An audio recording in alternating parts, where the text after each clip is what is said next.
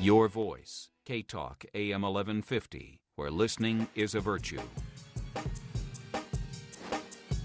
KTLK AM 1150, it is your voice. Welcome back on this July 5th. So glad you're Facebooking me, and also that you're following me on Twitter at David Cruz Radio.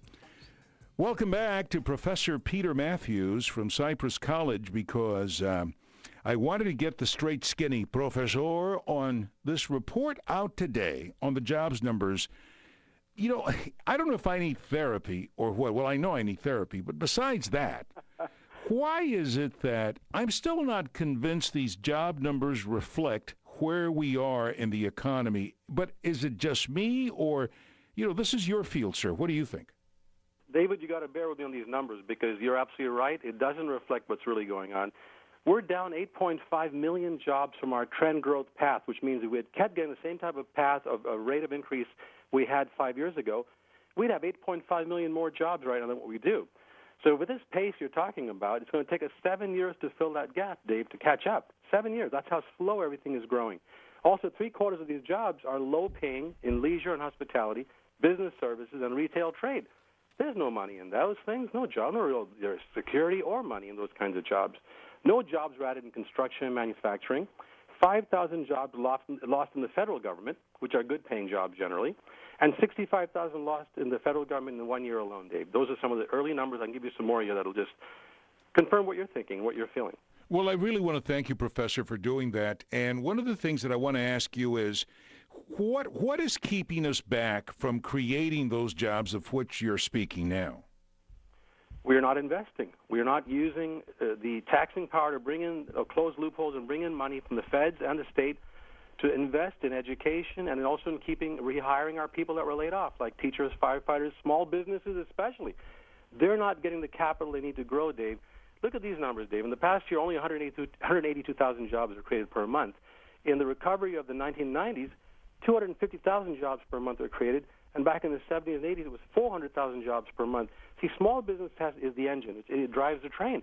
It hires 2/3 of our workers, and they're not doing very well right now. That's the problem. Small business is the key right there, in my view. So because of that, what is it going to take? And I know you said lending, but let's talk about what we can do. Is there...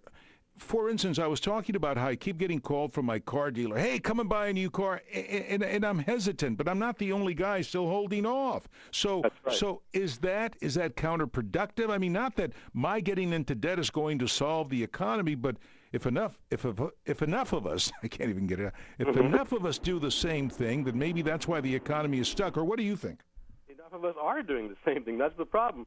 Another thing about part-time workers, can you believe from last month we had an increase of 322,000 part-time workers who could not find full-time work?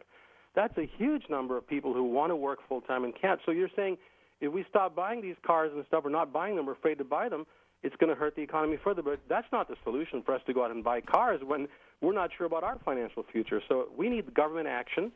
We need the action on businesses and investments. And if you look at some of the jobs that were lost, they were really good manufacturing jobs that were taken to third world countries for cheap labor. The government's got to stop subsidizing these big corporations and giving them tax breaks to export our jobs overseas. That's another thing that would make a difference, Dave. Well, obviously, I mean, some of these solutions, you know what happens, though, Professor, is I think we get our eyes glaze over because it seems like these are insurmountable, but we've always been a state and a country that finds a way to plow through it and change. Absolutely. What is it that has changed these days? Because I think even with the best of efforts, I know a lot of small business owners, and I know just people who are trying to improve their job. They're trying to move from one job to a better job, and they're struggling. And it isn't because they're not doing the same things they've done before, but they say, despite everything I'm doing, I'm still not getting the results I used to get. That's right, because the income is not there in the hands of the middle class and the working poor anymore like it used to be, Dave. The numbers have just dropped. I mean, our incomes have not gone up, and that's why small business can't sell its products to us. I heard a small businessman once say, I don't need a tax break, I need customers. Give me some customers. So that means we need to hire those policemen and firefighters and teachers who were laid off and retrain. Let me tell you something about retraining, Dave. The Long Beach City College here locally with me, the vocational ed program, 11 programs were eliminated last year before the extra money came in from Prop 30. That was, in my view, unconscionable. They took out aviation maintenance, which averages $71,000 a year when you get a degree in that. Yes. Audio production, $77,000 a year. You go on down to heating and air conditioning, $46,000 a year job. The training was eliminated by Long Beach City College, and that was set up originally for the GIs coming out of the 1940s and the World War II days. Right. And they came home. The heating and air conditioning was set up so they can become professionals in that field and make $46,000 a year in today's dollars. And they built homes. They married, had families. My friend Fred Cruz, he's 85 years old now. He came back from World War II. He got that degree certificate from PCC campus of Long Beach City College, and he got a job, and he went to work all his life as a union man, and he made good money. He bought property, became a small businessman on the side, raised a family and grandchildren. That's not open to our young middle class anymore, Dave. It's wrong. It has to be changed.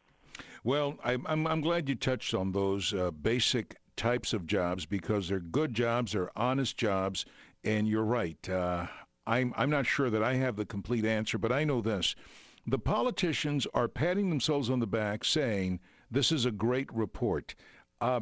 Your best estimate on how long it's going to be before those of us in the rank and file really do start to see a change? I looked at the stats from Dean Baker, leading economist, who says at this rate of growth of $195,000 per month, it's going to take 7 years for us to even come back to where we were. So we can't wait that long because sometimes what happens is the situation feeds on itself. If we wait that long, we might even go into a depression. And I do believe we've got to bring back these jobs by keeping the programs. Like Long Beach City College should bring back those programs in carpentry, interior design. By the way, the interior design program had a green buildings program, Dave. Environmental buildings, how to build sustainable buildings. For buildings of the future. Yes, $54,000 a year, that type of job. And they took that program away, Dave. It's wrong. So I think that we have to get investment, and you got to get people into the legislature and the Congress that will not be afraid to take bold steps. President Roosevelt was the best example of how to get us out of the Depression. We got to have a new deal, a new deal. I love it. 21st century New Deal.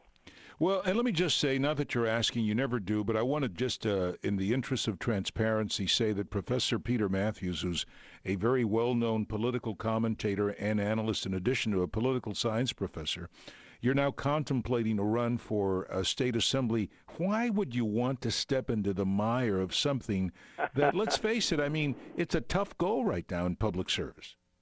It is, Dave, but I say if the people lead, the leaders will follow. I'm one of the people. I want to help get other people, go up to Sacramento and change these policies. And it's going to be very tough. I know it's going to be tough, but we can drive some common sense to these leaders' heads if we get over there and let the folks in California know that we have a path to prosperity.